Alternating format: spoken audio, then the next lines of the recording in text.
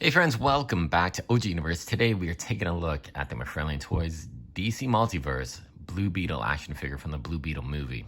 The movie comes out on August 18th. It's a lot of high expectations for this movie, considering The Flash, unfortunately, was a bit of a flop. In my eyes, I super enjoyed that movie. I really found it entertaining. I loved it. Most people didn't, unfortunately, but, let's move on. Blue Beetle, I think, is going to have maybe a tough road ahead of it, but if the movie does well, responds well, the characterization, the acting, the story, if it resonates with people, I think there's no controversy to kind of encompass the movie, so I think it hopefully will do well. But today we're going to look at this action figure. Now, I picked up this figure a little while ago at GameStop. There's two versions of this figure. One that's decked out with wings and extra sets of hands, and this guy here. This one kind of drew me because I love the blaster. That's one of Blue Beetle's key effects, and that sword from the movie just looked awesome. Now, both figures are identical. That's a bit of a downfall, but after seeing this review, hopefully it'll change your mind. If you're thinking, I'm just getting one, I'm down to get both of them, actually. I think both are just going to complement each other very well. And I do have plans for the other body, for the Blue Beetle. I'm going to do a quick repaint on that, and I'll probably show you what I did eventually, of course. I got to get around to getting that figure, but got plans for him. So let's take a closer look at the Blue Beetle, the packaging, and we'll go from there. So the packaging, I really do enjoy this artwork on the back. I like how those pincers are out. That's only available on the winged version, but the artwork is really fun. It's kind of basic, but it has a cool stylization to it. You do get the trading card, which is just the back, and you do get these two guys right here. Don't know what they are in the movie. If there is some sort of battle discs, like Tron discs, I don't know what they are, but they're painted nicely, sculpted well, but I kind of like them without those. For some reason, it just doesn't gravitate towards me. It could have been an extra set of hands that they could have used instead, or another blaster to put on the other arm. That would have been great.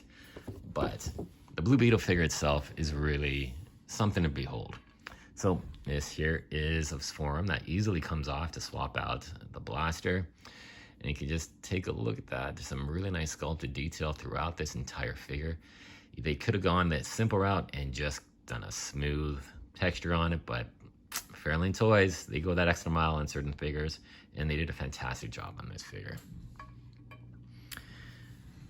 Get a closer look here. The blue metallic paint is fantastic. I absolutely love the way it pops against the black, and as you can see, tons of dry brushing to bring out all that sculpted line work and detail on the black bodysuit. Looks great. This blaster here as well, it's just fantastic. You can see it has like an organic tech kind of look to it. Really well done. The sculpt is just right on point. The only thing which I probably will add is just a bit of maybe some white to show some energy effect going on in the blaster here. But otherwise, man, this is really well done. And what I do appreciate, this comes off pretty easy. It just comes off like that. We can pop the forearm back on right there. You hear that thud, boom, it's in. Good to go. Now the figure also comes with this really nice looking sword. Great detail on it as well. I'm glad they didn't skimp out and put any kind of color on the piping here. That looks fantastic. Really well done. And you see Blue Beetle in the trailers for the movie. He's sporting this badass sword, and it's one of the reasons I kind of wanted it, along with the blaster. But yeah, this is really nicely done. Good solid weight to it. It's not super pliable and cheap feeling, like that Donna Troy sword from the Teen Titans wave, or Titans wave, excuse me, with the build-a-figure of Beast Boy. That sword was just utter garbage. This one, man, Mcfarlane made up for it big time with this one. Great sword. Now let's take a closer look at Blue Beetle himself. Like I said, the sculpted detail work is really well done. The head sculpt looks great. The paint work, man, there's not much to really say that's negative about this figure. The Mcfarlane Toys did a beautiful job on him. The sculpted detail, the paint, accessories, there you go. Now let's take a look at articulation. He does look up for a flying character, well, if he has the backpack and those wings in that different version, but he looks up quite well. Doesn't look down too much, but he does have a bit of the side attitude you can give him.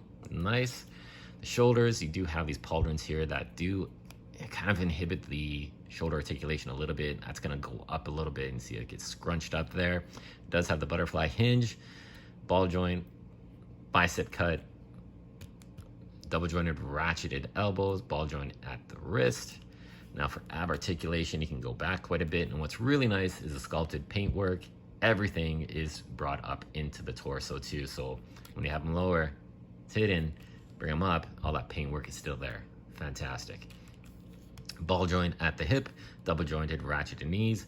And of course you got the patent toe articulation, you got the hinge, you got the ball joint there. And if you take a look at this, that ball joint is totally hidden by that sculpt. Absolutely awesome. Really great to see that.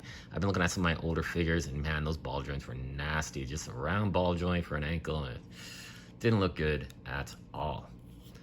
But overall, this figure is damn impressive. I think this is one of, if not the best figures that have come out this year from Mcfarlane Toys. And he does put out a lot of figures, but this one here I think is one of the absolute best. I think this year, I've never done it before because I'm pretty new to YouTube, but I think I will do a top 10 for sure. Halfway through the year, we're almost there. Actually, yeah, we are past halfway through the year. So I think we'll do a bit of a top 10 of what we've gotten so far from January to now. I've pretty much picked up a good chunk of the figures that Mcfarlane has produced. So we'll go from there, but I want to do some size comparison. Check out a look at Blue Beetle with some other characters. So here, we got that Superman buck that's been used extensively, the Hush Superman and the Black Solar suit as well. So this one, Bizarro, they're almost the same height. Now this figure does have some issues for sure. I like the way this body buck looks on Bizarro. Bizarro's a big hulking figure, so it kind of suits him, right? But one of the things that's been a prevalent issue is that neck joint. It sits so far down on the peg that it just looks like he has no neck. Something we got to work on. I've seen a couple videos where they swap out that ball peg and it looks so much better. So that's something we can work on, but that's what he looks like against Superman, Bizarro. Then we can put him up with, oh yeah, here we go, with Bart Allen. They're fairly similar in size and stature. I really like the way these two sit together here. From Young Justice, of course, these two guys had a pretty funny relationship in the animated series, and just the color contrast looks fantastic. I can't wait to put these guys on my Titan shelf. And then for another comparison and a big figure here, we got Lobo. So of course, you know the collection, there's the space characters somewhat and some origins. Blue Beetle comes from space and the entities and the reach and all that stuff, and other versions just a scarab. Whichever one, I really like the way these two guys look together. It'd be interesting to see these two guys on the screen together. Man, that would be cool.